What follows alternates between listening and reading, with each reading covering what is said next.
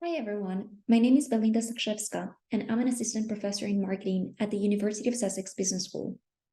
It is truly an honor to have been awarded the Best Critical Dissertation Award by the Critical Management Studies Division of the Academy of Management. I would like to thank the anonymous reviewers that assessed my application for their kind words on my dissertation, and Richard Longman, co-chair of the CMS division, for all of his support throughout the submission process. I would also like to reiterate my gratitude to my supervisors, Michael Beverland and Stephen Manning, for all of their support. In my dissertation, titled Anti-Manual for the Organizational Construction of Authenticity in Postcolonial Contexts, I critically review the current scholarship on organizational authenticity claim-making practices. According to the Scholarship in Management and Organization Studies, authenticity claims are considered valuable organizational strategies that lead to several benefits. However, less attention has been paid to the hegemonic operation of power through authenticity claim-making practices in the organizational field. That is, how these practices reproduce and manifest power structures. In my dissertation, I critically review the taken-for-granted assumptions around authenticity. More specifically, I examined the case of the contemporary Peruvian culinary field, where local elite chefs are spearheading a new cuisine based on the appropriation of cultural elements of indigenous communities. My dissertation encompasses 3 papers. In paper 1, I conducted a critical review through problematization, a methodology that entails taking something that is commonly seen as good or natural and turning it into something problematic. After analyzing 49 articles, I found dominant and critical assumptions underpinning the review sample. Regarding the nature of authenticity claims, most of the articles reviewed suggest that the nature of authenticity is socially constructed. This entails that meanings of authenticity are created and constantly negotiated and renewed through interactions. However, this assumption is not suitable to capture historical power structures and oppressive meanings embedded in authenticity claim-making practices carried out by dominant groups for the maintenance of their hegemony and the oppression of marginalized groups. Therefore, I propose that authenticity is orchestrated. For example, French chocolatiers made claims of authenticity by intensifying the exoticization of indigenous African producers of cacao and portraying them as childlike and inferior in their advertising material. Regarding the power of authenticity claims, the articles reviewed suggest a recursive relationship between authenticity claims and institutions. Indeed, authenticity claims are shaped by institutions such as categories, regulations, and cultural canons. For instance, the authenticity of microbreweries depends on their traditional production process. By the same token, organizational actors can use authenticity claims to create new institutions. For instance, craft authenticity claims are used to create new culinary categories, such as the case of the gourmet food trucks. However, this fails to capture the role of dominant ideologies in meanings and claims of authenticity. Therefore, I propose that authenticity has a recursive relationship with ideologies. For instance, authenticity meanings can be informed by racial ideologies and reified in social categories, such as considering blues musicians authentic if they are Black.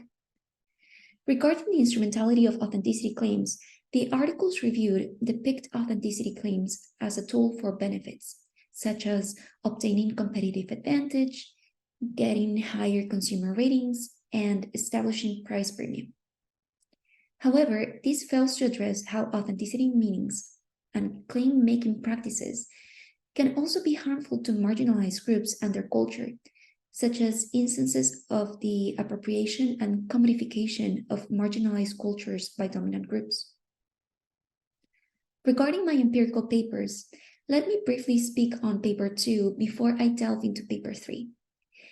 In paper 2, I asked, how do elite actors shape social orders through hybridized authenticity claims? I found that organizational practices of authenticity carried out by local elite chefs counter and reinforce social orders at different institutional levels. At a societal level, elite chefs' practices of authenticity can counter social hierarchies by crafting benefits and reinforcing them by crafting coloniality. At a field level, elite chefs' practices of authenticity can counter traditional culinary hierarchies by crafting democracy and reinforcing them by crafting distinction. In my second empirical paper, paper 3, I asked, how do elite actors shape coloniality through craft? I identified that in the case of Peruvian elite chefs, they counter coloniality during the process of cultural appreciation, whereby they project images of craft through 3 authenticity claim-making practices: the rediscovery, reinterpretation, and reevaluation of marginalized cultural elements. However, these practices allow for the extraction, elevation, and exploitation of marginalized cultural elements, which are part of the cultural appropriation process. Therefore, I identified 3 tensions. The first tension, rediscovery, extraction, alludes to an initial stage whereby elite chefs need to find marginalized cultural elements. Rediscovery takes place when elite chefs find and learn about cultural elements that were deemed lost or forgotten because of their marginalization by the upper class. The flip side of rediscovery is extraction, that is, the careful selection of tangible and intangible cultural material and drawing of their value to make craft-based authenticity claims while disparaging or oppressing indigenous groups. For instance, elite chefs select and take only the most profitable marginalized cultural elements that they know will appeal to their upper-class customers. When elite chefs render marginalized cultural elements that have been carefully selected as exotic by calling them lost or forgotten to enhance their authenticity claims, they disparage the history of these culinary elements and the fact that they have long been part of indigenous communities. Likewise, elite chefs can also extract knowledge without compensating producers.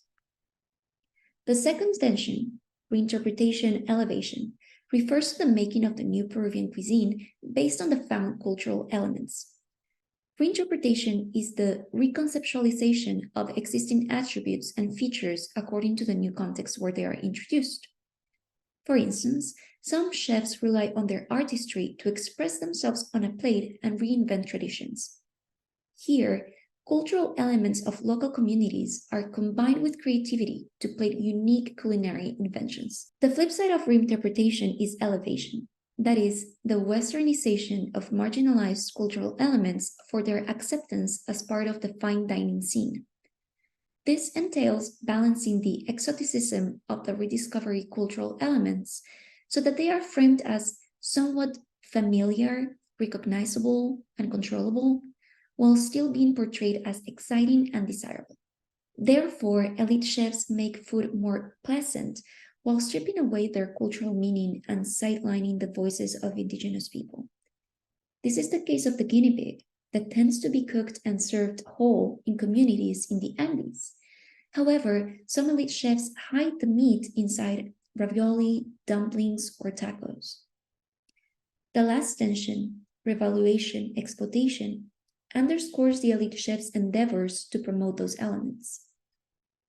Revaluation refers to the diffusion of information on indigenous ingredients and traditions through different means such as book and cookbook publications, culinary TV shows, or teaching customers inside the restaurant.